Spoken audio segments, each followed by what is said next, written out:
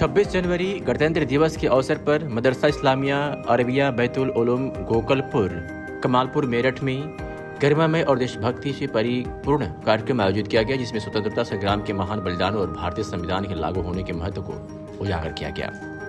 इस अवसर पर छात्रों ने भाषण, देशभक्ति गीत, संवाद और विविध प्रस्तुतियों के माध्यम से राष्ट्र प्रेम की भावनाओं को सुंदर ढंग से प्रस्तुत किया। कार्यक्रम की विशेष अध्यक्षता एवं मुख्य संबोधन मदरसे के मोहतमीम हजरत मौलाना मुफ्ती आस मोहम्मद गुलजार कासमी साहब ने किया, जबकि संचालन मास्टर शारिक साहब ने। अपने प्रेरणादायी संबोधन में मदरसा बैतुल उलूम के मोहतमीम मुफ्ती आस मोहम्मद गुलजार कासमी ने कहा कि भारत की आज़ादी असंख्य बलिदानों का परिणाम है और भारतीय संविधान हमें समानता, न्याय, भाईचारे और धार्मिक स्वतंत्रता का संदेश देता है, जिस पर अमल करना हर नागरिक का कर्तव्य है। उन्होंने बच्चों की प्रस्तुतियों की सराहना करते हुए कहा कि नई पीढ़ी में देशभक्ति और नैतिक मूल्यों का विकास ही देश के उज्ज्वल भविष्य की गारंटी है।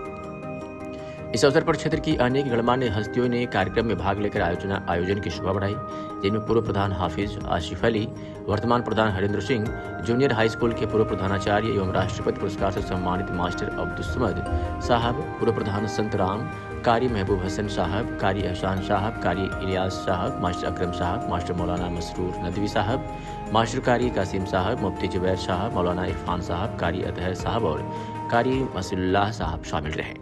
अतिथियों ने अपने विचार व्यक्त करते हुए मदरसे के प्रबंधन और छात्रों के प्रयासों की प्रशंसा की और कहा कि ऐसे कार्यक्रम न केवल बच्चों में राष्ट्रीय चेतना जागृत करते हैं, बल्कि समाज में एकता और भाईचारे के संदेश को भी मजबूत करते हैं। अंत में दुआ के साथ कार्यक्रम का समापन हुआ और देश की प्रगति, शांति एवं समृद्धि के लिए विशेष प्रार्थना की गई। कार्यक्रम ने उपस्थित सभी लोगों के दिलों में देश प्रेम की भावना को नई ऊर्जा दी और यह संदेश दिया कि शिक्षा, चरित्र और एकता के माध्यम से सशक्त एक और समृद्ध भारत का निर्माण संभव है। बुजुर्गों और दोस्तों, प्यारे बच्चों, और आपको भी लेना है ठीक है सर। तमाम ही अहले इस्लाम बाशिंदगान मुल्क सभी को ज़हन में रखते हुए अल्लाह का ये पैगाम आप तक पहुंचाया है, जिसकी तर्जुमानी अल्लामा इकबाल ने अपने अशार में इस अंदाज से की है कि खुदा ने आज तक उस कौम की हालत नहीं बदली, खुदा ने आज तक उस कौम की हालत नहीं बदली, न हुआ जिसको खुद ख्याल अपनी हालत के बदलने का। ये अल्फाजों में बहुत मुख्तसर और बहुत ही सहज सा महसूस होता है, लेकिन फिक्र व फलसफे के एतबार से ये पैगाम कौम के लिए बड़ा पैगाम है।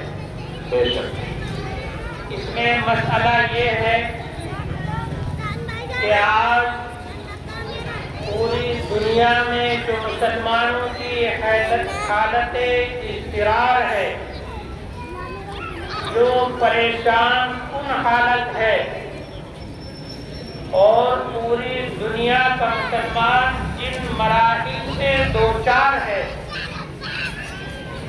वो खुद अपने हाथों की कमाई का समरा है। अब आपको हैरत होगी कि अपने लिए किस तरह से कोई भी इंसान बुराई को इख्तियार कर सकता है, या अपने लिए कैसे मुसीबत को बुला सकता है, या अपने आप को आजमाइश में, सऊबतों में, तंगियों में, जिल्लतों, दुश्वारियों में किस तरह डाल सकता। तो आपको कुरान मुक़द्दस की एक आयत पढ़ना होगी, जिसमें फरमाया वमा असाबकुम मिन मुसीबतिन फबिमा कसबत अयदीकुम वयअफू अन कसीर। के लोगों, दुनिया में जो तुम्हें मुसीबत पहुंचती है, वो मुसीबत तुम्हारे हाथों की खुद कमाई होती है। तो ये अल्लाह का पैगाम है कि इंसान पर जो मसाइब आते हैं, जो मसाइब आराम के पहाड़ कमाई हुई मुसीबत होती है वो अल्लाह रब्बुल इज्जत की जानिब से नहीं होती। अल्लाह रब्बुल इज्जत किसी भी इंसान को मसाइल में डालना नहीं चाहता, किसी को परेशान करना नहीं चाहता। वो तो रब्बे गफूर है, वो तो रहीम है, वो तो रहमान है, वो तो सत्तार है और वो तो गफ्फार है। अल्लाह तो रहीमी का करीमी का मुआमला करने वाला है, वो बंदों को परेशान करना नहीं चाहता। लेकिन जो मुसीबत आती है ये हमारे हाथों की कमाई है। इसका इकबाल ने जो तर्जुमानी की, इसका सेहरा जो बनता है वो तमाम ही मुसलमानों के सर बंधता है कि मुसलमानों ने इस्लाम को तोड़ा, कुरान से रिश्ता तोड़ा, नबी पाक अलैहिस्सलाम की अहादीसों को और आपकी सीरत को इख्तियार करने से मुंह मोड़ा, जिसकी वजह से हम मुसीबतों में गिरफ्तार होते चले। यहूद व नसारा के तर्ज पर हमने अपनी जिंदगी को ढालना शुरू कर दिया है। नबी पाक अलैहिस्सलाम की सीरत से मुंह मोड़ लिया है। हमने कुरान की आयतों का मज़हका तेज अंदाज में हमने कुरान की आयतों को पसे पुष्ट डाल दिया है और यही समरा हमें मिल रहा है कि आज जिल्लत और रुसवाई, मुसीबत और आज तमाम मसाइब व आलाम का शिकार हम बने हुए। हर एक का मश्क कुना, हर एक का जाए मश्क मुसलमान बना हुआ है। मेरे अजीज तलबा व तालिबात और बुजुर्गों और दोस्तों, हमें ये गौर करने की जरूरत है कि हम क्या कर रहे हैं। अगर हमने सीरत से, कुरान से, अल्लाह से रिश्ता मजबूत नहीं किया तो हमें ये बात याद रखना होगी कि इससे भी ज्यादा हम खतरों के अंदर धकेल दिए जाएंगे और इससे भी ज्यादा मुसीबतों में गिरफ्तार कर दिए जाएंगे। इससे भी ज्यादा हम पर आजमाइशों के और मुसीबतों के पहाड़ तोड़े जाएंगे अगर हम बाज नहीं आए। हिंदुस्तान की आजादी 1857, 1947 और फिर ये कानूनी कौंसिल तकरीबन 1950 में लागू हुई, जिसके उन्वान से आप आज जश्न जमहूरिया मना रहे हैं। जमहूरियत का मकसद ये नहीं कि सिर्फ तिरंगे को लहराया जाए, जमहूरियत के माना ये नहीं कि सिर्फ नगमे गाए जाएं, जमहूरियत के ये माना नहीं तराने पेश किए जाए।